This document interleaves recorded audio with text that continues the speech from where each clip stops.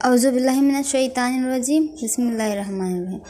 अस्सलामुअलैकुम दोस्तों। ज़मीन कब रोती है? ज़मीन कब रोती है? आप सल्लल्लाहु अलैहि वसल्लम ने फरमाया कि एक ऐसा गुनाह है जिससे 80 साल की नेकियां ज़ाया और बर्बाद हो जाती है और उसके लिए दोज़ख में एक कुआं तैयार किया जाता है। मुकम्मल तफसीलात जानने के लिए वीडियो को आखिर तक ज़रूर देखिएगा। ज़मीन कब रोती है? अल्लाह पाक ने ज़मीनों आसमान में मशमूल जिन्नातों इंसान जो कुछ भी पैदा किया है, हर चीज़ कुव्वत ताकत, समाअत और कुव्वत गवाही अता फरमाई है। हर चीज़ अपनी जुबान में अल्लाह के ज़िक्र में मशरूफ़ है। ऐसी तमाम चीज़ें जो अल्लाह ने पैदा की, जब उनको कोई चीज़ अता करता है तो वह उस पर शुक्रिया अदा करती है, और जब उनको कोई तकलीफ़ पहुंचती है तो उस पर उसका इजहार करती है। लेकिन यह और बात है कि अल्लाह ने ऐसी आवाज़ों को जिन्नातों इंसान से पोशीदा कर रखा है। धरती यानी ज़मीन को ही ले लीजिए। ज़मीन बोलती भी है, सुनती भी है, खुशी गमी को महसूस भी करती है और उसका इजहार भी करती है। नबी करीम सल्लल्लाहु अलैहि वसल्लम ने फरमाया, दो मौके ऐसे हैं जिन पर ज़मीन रोती है। पहला मौका यह है कि जब नाहक किसी मज़लूम पर का खून बहाया जाता है। मक़तूल यानी जिनको कत्ल किया गया, उसका कतरा ज़मीन पर गिरते ही ज़मीन पुकारती है, इलाही मुझे इजाज़त दे ताकि मैं कातिल को अभी निगल जाऊं। आवाज़ आती है, सब्र कर, यह तेरे अंदर ही आएगा।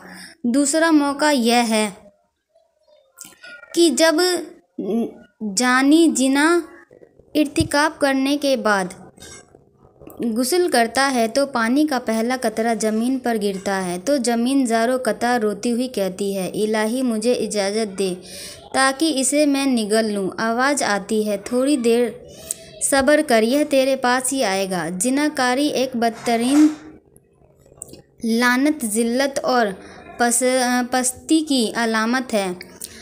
वह शियाना फेल काम और घिनौना जुर्म है। इसका मुतरक्किब वही शख्स होगा जिसके दिल में खौफ खुदा, आज़ाब आखिरत का डर, कुरान की आयत और नबी की अहादीस का पासो लिहाज ना हो, अपने और गैरों में ज़िल्लत व रुसवाई का अंदेशा ना हो, और वह निहायत ही बेगैरत, बेशरम और बेअहमियत शख्स होता है जिसकी इंसानियत पर हैवानियत गालिब हो चुकी हो।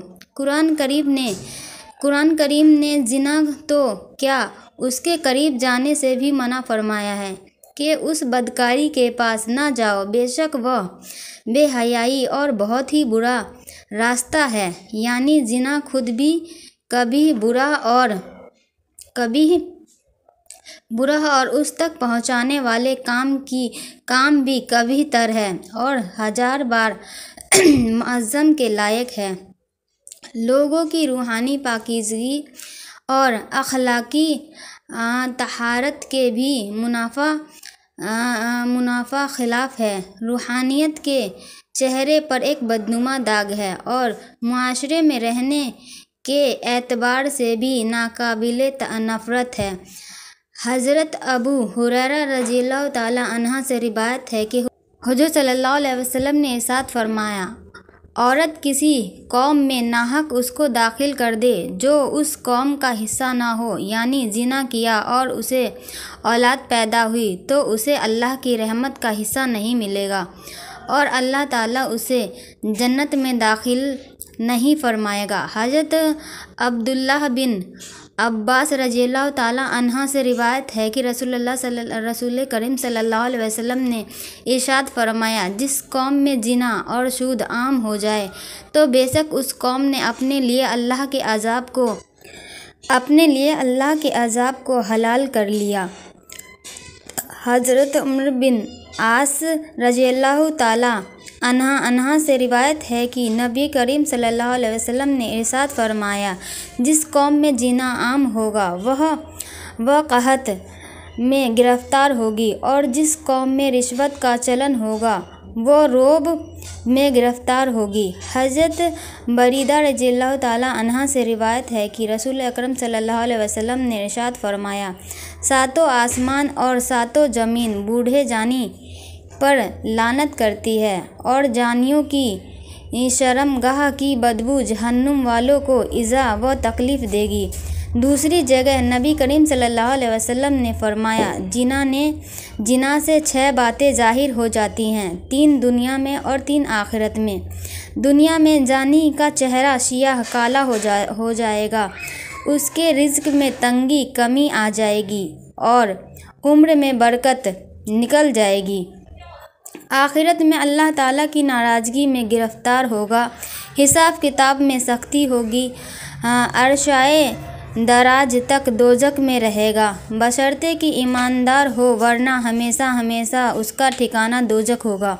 नबी करीम सल्लल्लाहु अलैहि वसल्लम ने फरमाया, जो कोई आज़ाद या गुलाम औरत से जिना करता है, उसकी कब्र में 20 लाख सुराख कर दी जाते हैं, इससे जिनसे सांप और बिच्छू और आग के शोले उन पर हमलावार होते हैं, और वो इसी तरह अज़ाबे कब्र में मुब्तला रहता है। एक दूसरी जगह नबी करीम सल्लल्लाहु अलैहि वसल्लम ने फरमाया, 3 किस्म के आदमियों पर अल्लाह ताला नज़रे रहमत नहीं फरमाएगा, बूढ़ा जानी, झूठी तकरीरें करने वाला हुक्मरान और तकब्बुर करने वाला फ़कीर।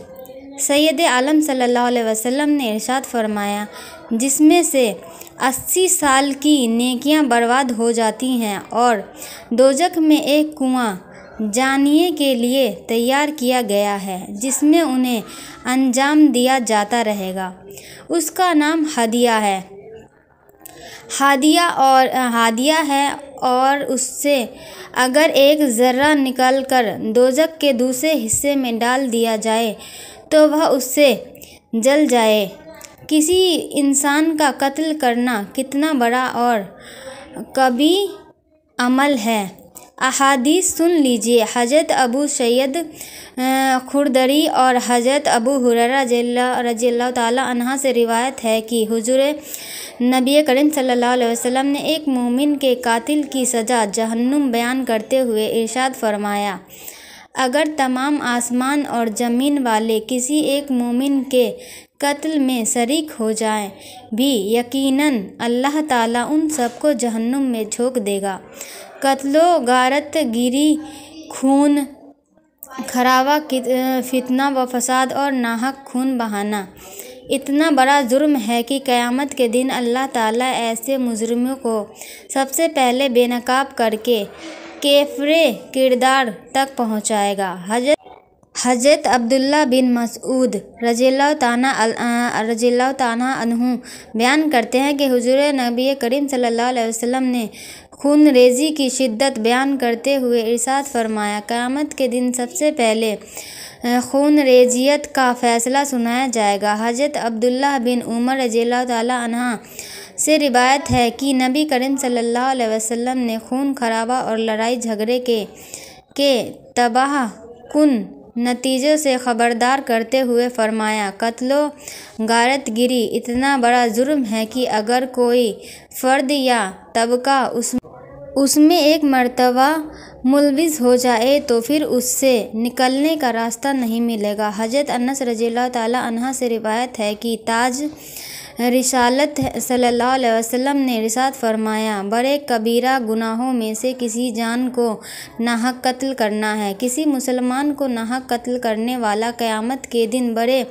खसारे का शिकार होगा। हज़रत अबू बकर सिद्दीक़ रज़ियल्लाहु ताला अन्हा से रिवायत है कि नबी करीम सल्लल्लाहु अलैहि वसल्लम ने इरशाद फरमाया, अगर ज़मीन और आसमान वाले किसी मुसलमान के कत्ल पर जमा हो जाएं तो अल्लाह ताला सबको औंधे मुँह जहन्नुम में डाल देगा। अल्लाह पाक हम सबको अमले स्वालेह करने की तौफ़ीक़ अता फ़रमाए, आमीन।